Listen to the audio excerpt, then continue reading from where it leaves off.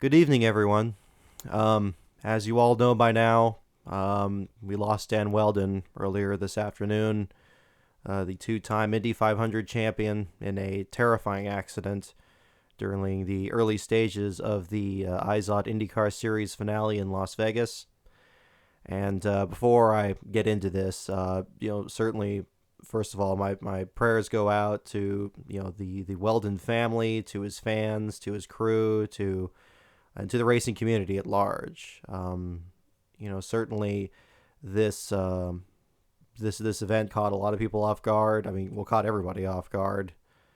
Certainly myself as well, and that's definitely something I wanted to make this video about. Um, as fans, when something like this happens, you start to wonder about the nature of being a fan of motorsports and what kind of show you actually want to see. And nobody wants to see a driver get injured. Nobody wants to see a driver get killed. Certainly not. And I'm not saying that, but certainly we all know that the element of danger is one of the reasons that we watch this sport. I mean, certainly whether it's open wheels, whether it's Bathurst last week or the Cup Series or anything else, and it's the bravery of the competitors that makes racing compelling. And but when you have something like this, I mean, the circumstances of what happened to Dan today, really draw that into focus, I think, because here we had a race at Las Vegas. They hadn't run here since they reconfigured the track. And, we had a large field. We had a tremendous championship battle. I mean, we had just a tremendous show in place. And we had, who knew what was going to happen between Will Power and Franchitti with them starting in the middle of the pack.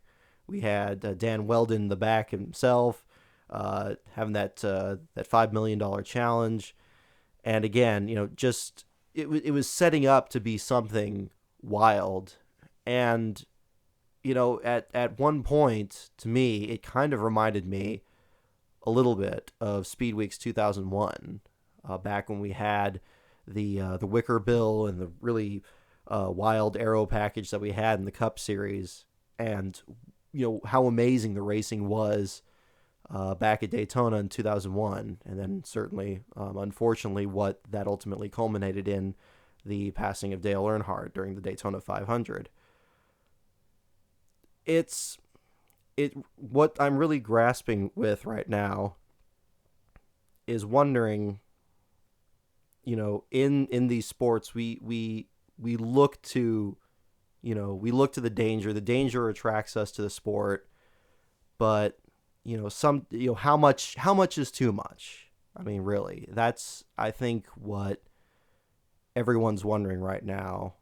And it as a fan myself, I mean, I wonder if history's repeated itself, and perhaps I wasn't, aware enough of it to say anything about it back when it could have made some difference. And yeah, I know I'm just a fan, just like any of you all out there listening, and that's, I'm not saying I have any, whatever, but you're seeing what happened at Daytona and remembering how exciting it was, and all the crazy things that happened, the photo finish with Skinner and Junior, and Marlin's late pass, and all these new wins and all that, and then having the Earnhardt win. What happened to Earnhardt just completely seemed to come out of nowhere. What's rather terrifying, actually, to me, is how much this experience today felt like that, in that same sense. That, we had Wheldon going for this $5 million thing.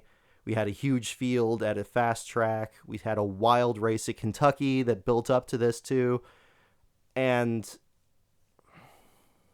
it just makes me wonder, how, where we stand as fans, and you know, what, you know, is there any responsibility we have or anything, and like to notice when racing gets, really dangerous, like more than it needs to be.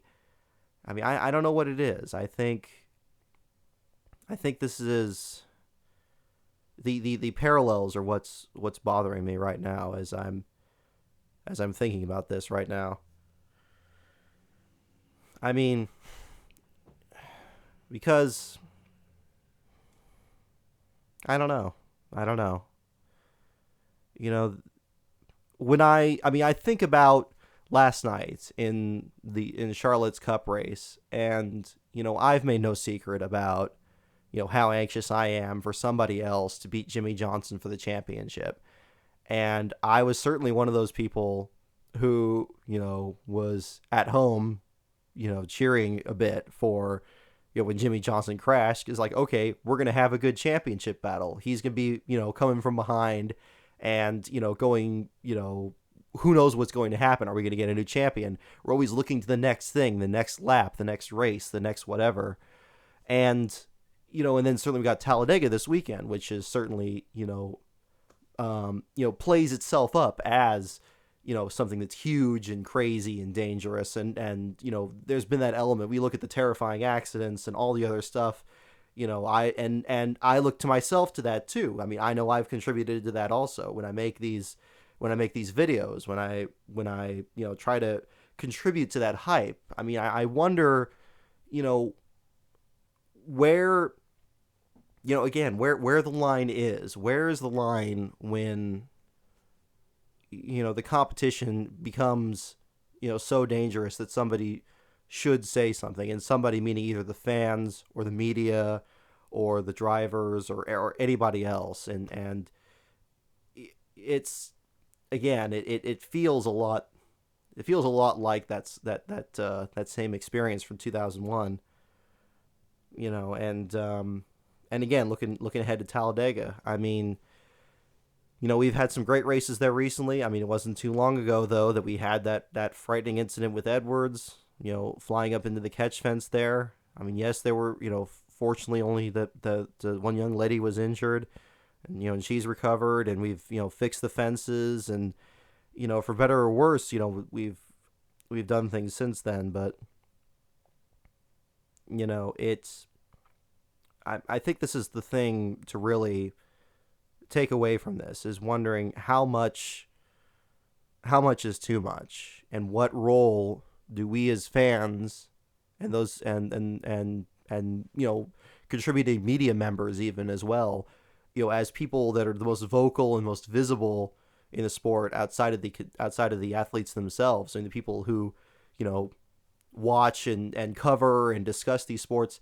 How sensitive should we be to the dangers inherent in the sports that we watch? I mean, really, I guess this could apply to any other sport, but I mean, certainly in motorsports, and primarily because we see again how crazy dangerous things can be. We saw what happened at Bathurst when that guy backed into the tire barrier and the fire there, and thank goodness he was okay.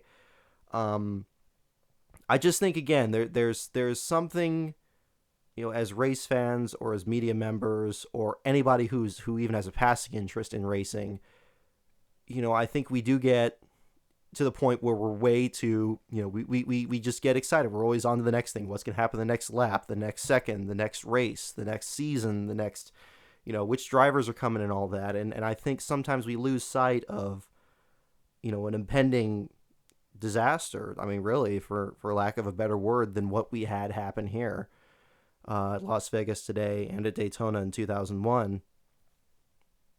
And that's, I mean, again, I know I'm rambling at this point, but this is the thing I'm still grappling with in my mind and wondering. And because what it seems like is just like in Daytona in 2001, I didn't realize it at the time until after the accident happened, but just sitting there and watching how crazy it was, watching them go 3 wide and 4 wide and people passing, and just a huge field. I love huge fields, and seeing all these people, dicing it out there. There's the, Tagliani touching wheels with Briscoe and all that stuff. I thought, wow, they're putting on a great show, but, look how great these drivers are. They're going to be able to get through all this. We're going to have a great championship battle and we'll see if these guys get up front. I mean, I figured, okay, well, if an accident happens, yeah, I mean, these guys are going to be able to handle it. The cars are safe enough. The track's safe enough. And yeah, just, move on, move on, move on, get down the line, get on to the next lap and the next moment. And, I figured everything would be fine. I mean, I get in, I mean, again, I look back to myself and I just think, you know, was I too focused on, how crazy this race is going to be and view that as a positive and say, okay, well, this is going to be fun. This is going to be something everybody's going to like. And then all of a sudden this happens, and you have something terrible happen and somebody loses their life in the process. And, it,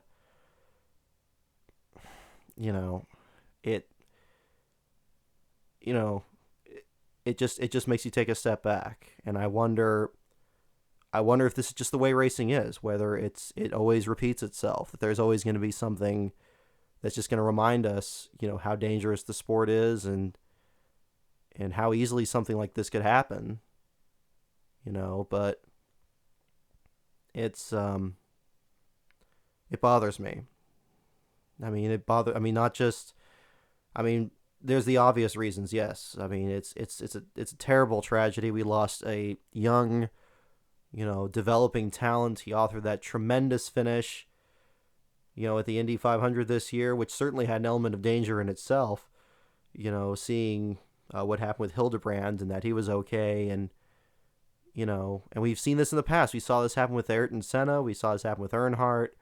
Just right when the stakes are the highest, right when the competition is the most intense, these things happen, and it's strange and it's terrible. And I hope that whatever lesson there is to learn from this, that we're going to learn it, and that perhaps there could always be the sunny day that today started as beautiful weather in Las Vegas, the field of pristine cars and everything, and then if we have a day sometime in the future where we can have these kinds of intense races and that kind of competition and be able to just delve into that excitement and just live in that moment, and have it be to the point where there won't be a day like this afternoon. There won't be a moment like what happened on lap 12.